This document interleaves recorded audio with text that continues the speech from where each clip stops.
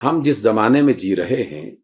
یہ زمانہ دجالی فتنوں کا زمانہ ہے۔ انتہائی افسوس ہوتا ہے، فلسطین جل گیا، غزہ میں لاشوں کے انبار لگ گئے، کشمیر ایک عرصے سے جو ہے وہ جل رہا ہے، لاکھوں کی تعداد میں لوگ شہید ہو چکے۔ ایسے بڑے بڑے مسائل پر علماء کو باہم سر جوڑ کے سوچنے کے بجائے وہ ایسے مسئلوں میں الجھے ہوئے ہیں کہ جن کا حقیقت سے کوئی تعلق ہی نہیں ہے۔ یہ لوگوں کو تقسیم کرنا، مختلف مسائل میں جھگڑے پیدا کرنا، یہ اللہ کے باغیوں کا مشغلہ رہا ہے۔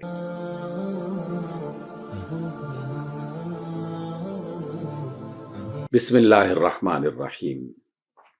ہم جس زمانے میں جی رہے ہیں یہ زمانہ دجالی فتنوں کا زمانہ ہے۔ لوگ سمجھتے ہیں کہ دجال ایک شخصیت ہے، وہ جب آئے گی تو دیکھا جائے گا۔ ٹھیک ہے، دجال ایک شخصیت بھی ہو سکتی ہے، جب وہ آئے گی تو دیکھا جائے گا، لیکن دجالی فتنوں سے انکار تو نہیں کیا جا سکتا۔ دجال کون ہے؟ حقیقت میں یہ لفظ دجل سے بنایا گیا ہے، اور دجل فریب کو کہتے ہیں، اور دجال جو انتہائی فریبی ہو، جو لوگوں کو گمراہ کرتا ہو، دھوکہ دے رہا ہو، لوگ اس کی بات سنتے ہوں لیکن اندازہ بھی نہ ہو کہ پڑھے لکھے، ان پڑھ، جاننے والے، نہ جاننے والے، وہ اس کی فکر میں مبتلا ہو جائیں اور اس کے فتنوں کا حصہ بن جائیں۔ یہ دور ایسا ہی ہے۔ ایک زمانہ ایسا بھی تھا جو ہم نے اپنے بچپن میں دیکھا، اب بھی کچھ لوگ کہیں کہیں موجود ہیں کہ جب بھی کسی فرد کو کوئی فکری الجھن ہوتی، کسی مسئلے کے بارے میں پریشان ہوتا، تو وہ اپنے علاقے کے عالم کے پاس جاتا، کسی استاد کے پاس جاتا، کسی دانشور سے ملاقات کرتا، اور وہ دانشور، عالم یا استاد اس کی فکری الجھن کو دور کر دیتا، وہ پوری دیانت کے ساتھ اس کی رہنمائی کرتا۔ لیکن کیا ہم ایک ایسے دور میں داخل نہیں ہو گئے کہ اب علماء جنہوں نے لوگوں کو صراط مستقیم دکھانا تھا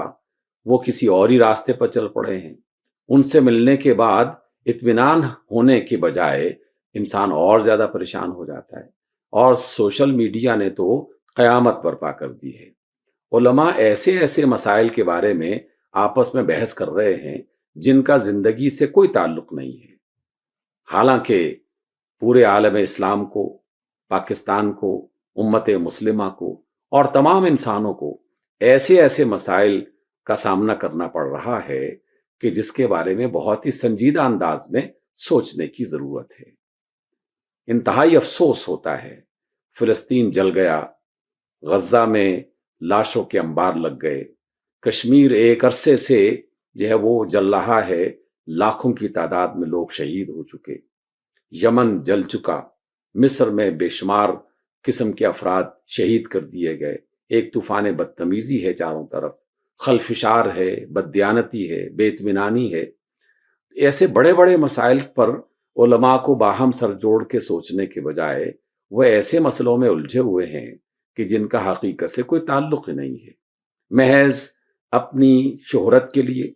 اور جھوٹی شہرت کے لیے، یا محض مال کمانے کے لیے اور ختم ہونے والے مال کمانے کے لیے وہ اس طرح کے معاملات میں الجھے ہوئے ہیں۔ آخر رحمت علیہ الصلوۃ والسلام اپنے وصال کے آخری ایام میں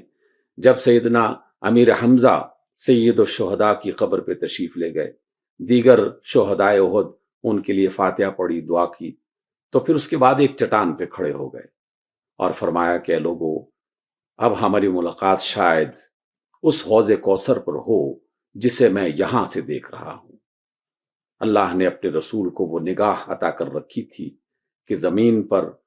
کھڑے ہوئے حوض کوثر کو، جو آنے والے کسی وقت میں انسانوں کو میسر آئے گی، اسے اپنی آنکھوں سے دیکھ رہے تھے۔ اور پھر آپ نے وہ عظیم الشان باتیں لوگوں کو بتائیں جن میں ایک بہت ہی عظیم الشان بات ہے جسے نظر انداز نہیں کرنا چاہیے۔ آپ علیہ السلام نے فرمایا کہ لوگو،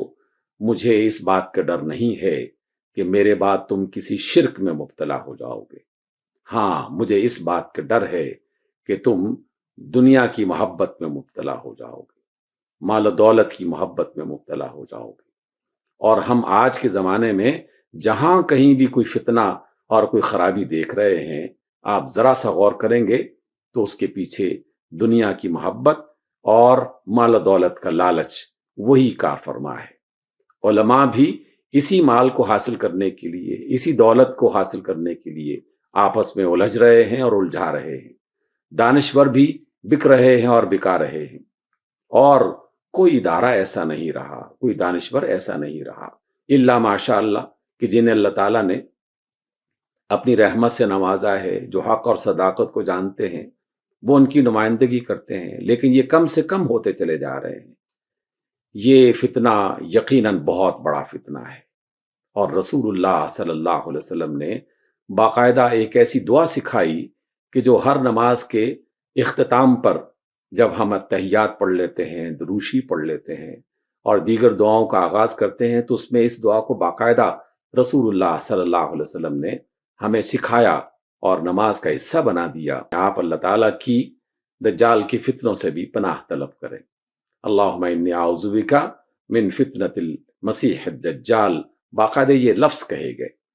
تو جہاں آپ یہ دعا اللہ تعالیٰ سے کریں کہ وہ آپ کو اور ہم سب کو دجال کے فتنوں سے